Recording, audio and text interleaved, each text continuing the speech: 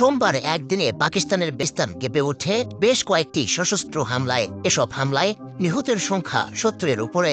হামলাগুলোর একটির দায় স্বীকার করেছে বেলুচিস্তান লিবারেশন আর্মি। বেলুচিস্তানকে পাকিস্তানের অধীনতা থেকে মুক্ত করে স্বাধীন বেলুচ রাষ্ট্র প্রতিষ্ঠার সংগ্রাম করে যাচ্ছে বিচ্ছিন্নতাবাদী সশস্ত্র এই গোষ্ঠীটি। এদিন একটি রেল ব্রিজ উড়িয়ে দিয়ে বেলুচিস্তানের সাথে সমগ্র পাকিস্তানের যোগাযোগও বিচ্ছিন্ন করে দেওয়া হয়, এমনকি বিকল করে দেওয়া হয় ইরান পাকিস্তান রেল যোগাযোগও।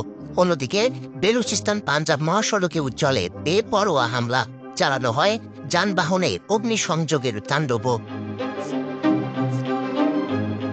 প্রদেশটির লাসবেলা জেলার বেলা শহরের একটি প্রধান সড়কে সবচেয়ে বড় হামলার ঘটনাটি ঘটে। এ ঘটনার পর সশস্ত্র গোষ্ঠীটির সাথে সংঘর্ষে লিপ্ত হয় দেশটির সেনা ও পুলিশ।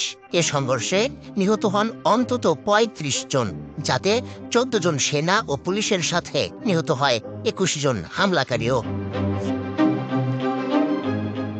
প্রদেশটির মুসাখেল শহরে পৃথক আরেকটি হামলায় অন্তত ২৩ জন বেসামরিক নাগরিক নিহত হয়। তারা পাঞ্জাবি নিশ্চিত হওয়ার পরই তাদের উপর হামলা চালায় আক্রমণকারীরা। এতে পাঞ্জাবিদের প্রতি বেলুচদের ক্ষোভ ও ঘৃণাই ফুটে ওঠে। দালাত অঞ্চলেও মহাসড়ক ও পুলিশ চেকপোস্টে চালানো হয় হামলা। এতে প্রাণ হারান আরও ১০ জন।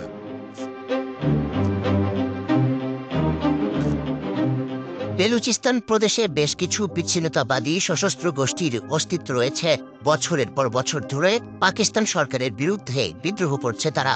পাকিস্তানের অধীনতা থেকে বিচ্ছিন্ন হয়ে স্বাধীন বেলুচ রাষ্ট্র গড়তে চায় বেলুচিস্তান লিবারেশন আর্মির মতো গোষ্ঠীগুলো। পাকিস্তানের দক্ষিণ পশ্চিমাঞ্চলীয় প্রদেশ বেলুচিস্তান প্রাকৃতিক সম্পদে সমৃদ্ধ হলেও উন্নয়নের দিক থেকে পিছিয়ে রয়েছে এই প্রদেশ। আর বেলুচিস্তানে কাজ করতে আসা পাঞ্জাবিদের মাঝে মাঝেই টার্গেট করে বেলুচিস্তান লিবারেশন আর্মি।